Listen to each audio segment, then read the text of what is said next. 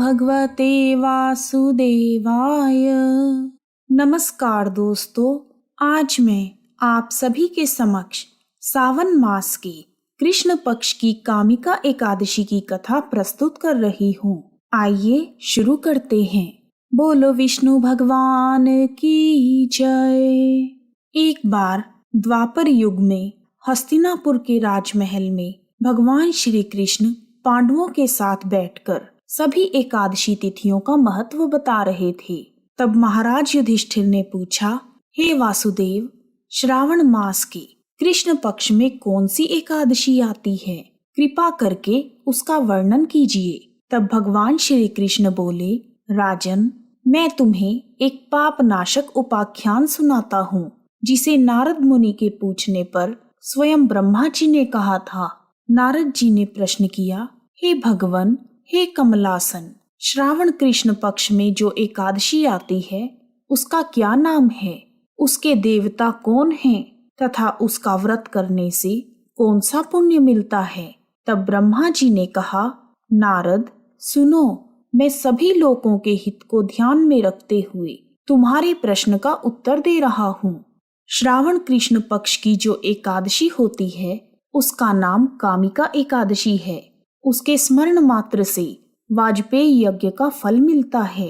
कामिका एकादशी के दिन श्रीधर, विष्णु, हरि, माधव और मधुसूदन आदि नामों से भगवान का पूजन करना चाहिए। इस दिन भगवान श्री कृष्ण के पूजन से जो फल मिलता है वह गंगा, काशी, नैमिषारण्य तथा पुष्कर क्षेत्र में भी सुलभ नहीं है।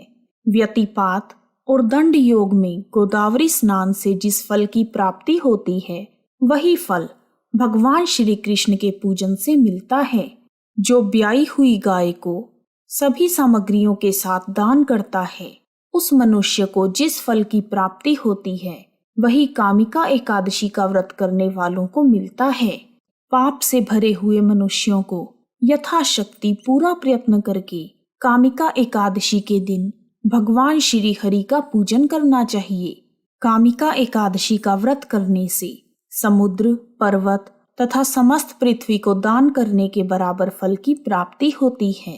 जो फल सूर्य ग्रहण तथा चंद्र ग्रहण पर कुरुक्षेत्र में स्नान करने से और काशी में स्नान करने से, समुद्र, वन सहित समूची पृथ्वी दान करने से, गोदावरी और गंडकी नदी में स्नान करने से भी प्राप्त नहीं होता, वह भगवान विष्णु के पूजन से मिलता है। जो मनुष्य श्रावण मास में भगवान श्रीधर का पूजन करते हैं उनसे देवता, गंधर्व, नाग और सभी देवगण पूजित हो जाते हैं। अतः पापों से डरने वाले मनुष्य को कामिका एकादशी का व्रत और भगवान विष्णु का पूजन अवश्य करना चाहिए। पाप रूपी कीचड़ में फंसे हुए और संसार रूपी समुद्र में डूबे हुए मनुष्यों के लिए इस एकादशी का व्रत और भगवान विष्णु का पूजन अत्यंत आवश्यक है। इससे बढ़कर पापों के नाश का कोई उपाय नहीं है। हे नारद, स्वयं भगवान ने कहा है कि कामिका एकादशी के व्रत से जीव को योनि को प्राप्त नहीं होता। आध्यात्म विधा परायण पुरुषों को जिस फल की प्राप्ति होती है उससे बहुत अधिक फल कामिका एकादशी व्रत को करने से मिलता है। जो मनुष्य कामिका एकादशी के दिन रात्रि में जागरण करता है उसे ना तो कभी यमदूत का दर्शन होता है और ना ही वह कभी दुर्गति में पड़ता है। लालमणि, मोती, वैदर्य और मूंगे आदि से पूजित होकर भी भगवान विष्णु वैसे संतुष्ट नहीं होते जैसे तुलसी दल से पूजित होने पर होते हैं। जो मनुष्य तुलसी की मंजरियों से भगवान केशव का पूजन करता है उसके जन्म भर के पाप निश्चय ही नष्ट हो जाते हैं। या दृष्टा निखिलाग संग शमनी, सपृष्टा व पुष्पावनी, रोगाणाम भिवंदिता निरसनी, सिक्तांत कत्रासिनी, प्रत्यासक्ति विधायनी भगवतः कृष्णस्य संरोपिता, न्यस्ता तच्चरणे विमुक्ति फलदा, तस्ये तुलस्ये नमः। अर्थात जो दर्शन करने पर सारे पाप समुदाय का नाश कर देती है, स्पर्श करने पर शरीर को पवित्र बनाती है, प्रणाम करने पर रोगों का निवारण करती है। जल से सींचने पर यमराज को भी भय पहुंचाती है। आरोपित करने पर भगवान श्री कृष्ण के निकट ले जाती है और भगवान के चरणों में चढ़ाने पर मोक्ष रूपी फल प्रदान करती है। उस तुलसी देवी को नमस्कार है। जो मनुष्य एकादशी की रात को दीपदान करता है उसके पुण्य की संख्या चित्रगुप्त भी नहीं जानते। एकादशी के दिन भगवान श्री कृष्ण के सम्मुख जो दीपक जलाता है उसके पितृ स्वर्ग लोक में स्थित होकर अमृत पान से तृप्त हो जाते हैं। घी या तिल के तेल से भगवान के सामने दीपक जलाकर मनुष्य देह त्याग के बाद करोड़ों दीपकों से पूजित होकर स्वर्ग लोक में जाता है। भगवान श्री कृष्ण कहते हैं, हे धर्मराज, मैंने आपके सामने कामिका एकादशी की महिमा का वर्णन किया है। यह कामिका सभी पातकों को हरने वाली है, इसलिए मनुष्य को इसका व्रत अवश्य करना चाहिए। जो मनुष्य श्रद्धा और भक्ति भाव के साथ इसका महात्म्य सुनता है वह सभी पापों से मुक्त होकर विष्णु लोक में जाता है। बोलो विष्णु भगवान की जय। कामिका एकादशी से जुड़ी हुई एक कथा इस प्रकार है। किसी गांव में एक क्षत्रिय रहता था। उसी गांव में एक ब्राह्मण भी निवास करता था। दोनों में बिल्कुल नहीं बनती थी।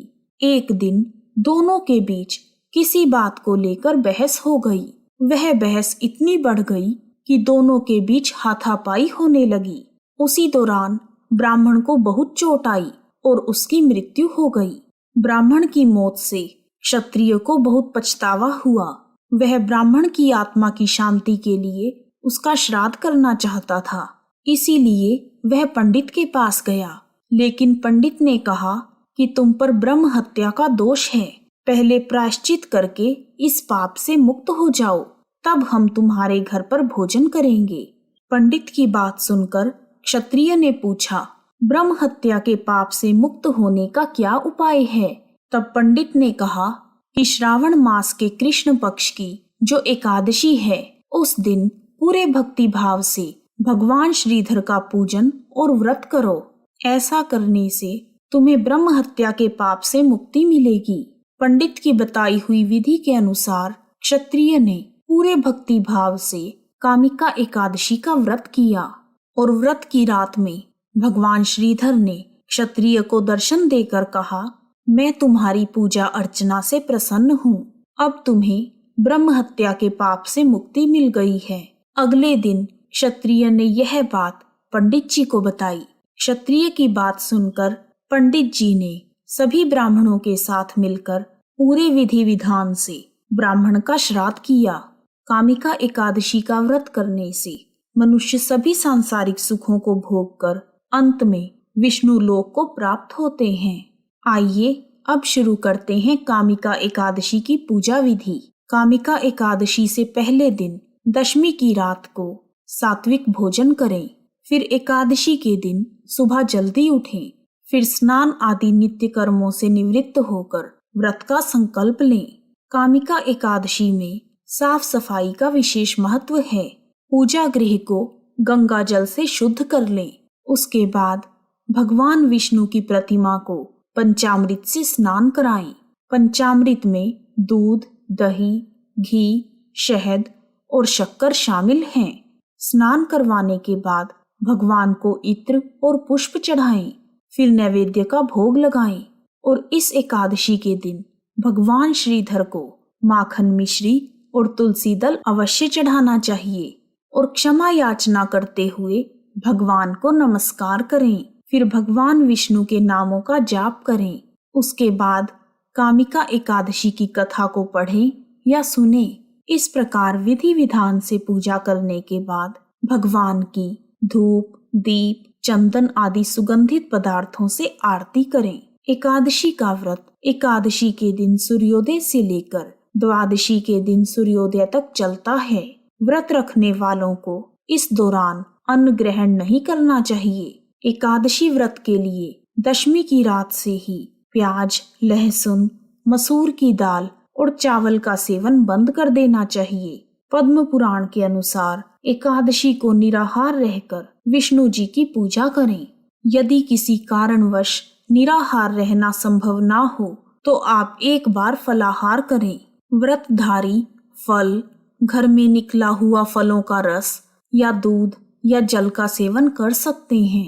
एकादशी व्रत में कुट्टू, आलू, साबूदाना, शकरकंद, जैतून, नारियल, दूध, बादाम, अदरक, काली मिर्च, सेंधा नमक, चीनी आदि खाने योग्य पदार्थों में शामिल हैं। फलों में केला, आम, अंगूर आदि के साथ सूखे मेवे जैसे बादाम, पिस्ता आदि का सेवन किया जाता है। एकादशी के दिन भूलकर भी चावल नहीं खाने चाहिए और रात में भगवान का ध्यान तथा भजन कीर्तन करें।